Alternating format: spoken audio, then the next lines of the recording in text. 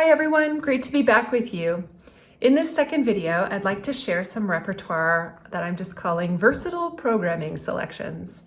So versatile hopefully in the way that they could be programmed on different concert themes, that they're universal enough in their text to be surrounded by different kinds of music, but also maybe versatile in the sense that they could be programmed on different concerts. So if you're looking for repertoire that you could program or perform more than one time during the school year or in 2 different semesters, perhaps some of these selections would be helpful. The first is Hold Fast to Dreams by Joel Thompson. This is a setting of a Langston Hughes text, Harlem and Dreams, also inspired by the I Have a Dream speech by Martin Luther King.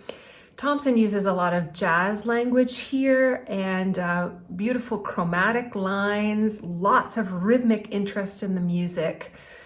This piece might be best suited to a larger choir, and there is divisi throughout and some more expansive vocal ranges. So maybe a piece that could work for combined choirs or an opener or a closer at a concert. The first part of the piece has a choral recitative feel. It's very dramatic, spoken, has a kind of rhapsodic vibe here, whereas the second section is highly melodic. And the voices are moving in these beautiful harmonies over a fast arpeggiated piano accompaniment.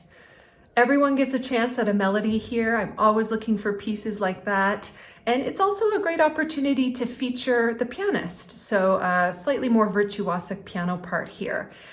So there's a little bit about Hold Fast to Dreams. Let's go on. The next piece I'd like to talk about is Responsorials by Eric Barnum. This is a set of 4 short a cappella pieces. Each is only about 90 seconds long. They can be performed as a set, or they can be performed individually around other pieces, sort of as bookends, 2 plus 2, around another set of pieces. The texts are by William Wordsworth from his poem On the Power of Sound.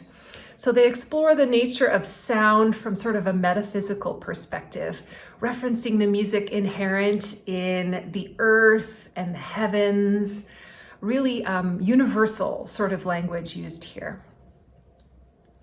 What I really like about these pieces is Eric's beautiful sense of harmony, very open and expansive harmonies here.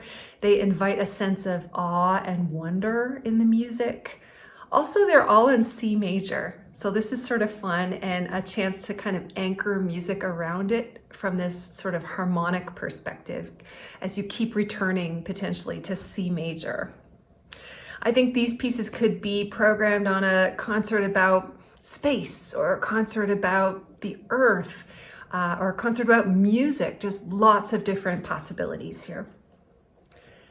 The next piece is called Afternoon on a Hill. Kind of the opposite here of the Barnum pieces.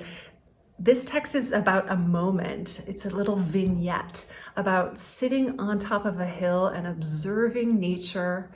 And then toward the end of the poem, walking down the hill and finding your place in that nature and beauty. What is your identity within that? This is Edna St. Vincent Millay's poem. Britt's music it's a cappella. He writes in a very fluid manner. It requires sort of quite a bit of rubato and careful attention to phrasing, has a little bit of an improvisatory feel to it. He also avoids settling harmonically, which gives the whole piece a sense of beautiful momentum and lightness. For example, the final chord, which is a tonic chord, has the 7th present in it, and it has this sort of feeling of like, what next, or what if in the final chord. This piece is also available in an SSA voicing.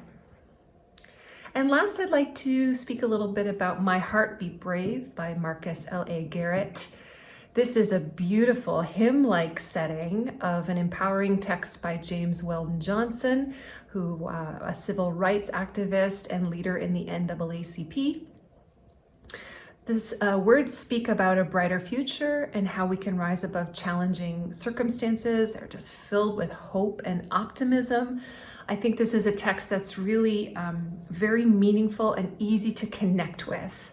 And my students really found this to be an empowering text to sing. So again, there's a hymn-like quality in the vocal writing, except there's always a moving part, and I found this really intriguing. The moving part travels between all of the voices, so everyone gets an interesting melody in and around these lush sort of harmonies that Garrett creates. The voices are generally low in the range and somewhat more closely voiced, along with the key of A flat major, gives this music a darker quality, which I think is really special. However, at the end, the voices rise to this big, exciting finish and this big chord at the end. It's got a fantastic ending, this piece. It's also available in treble and bass voicing, so SSAA and TTBB. So again, I highly recommend My Heart Be Brave by Marcus L.A. Garrett. Well, that's it for this second installment, everyone. We'll see you in the next video.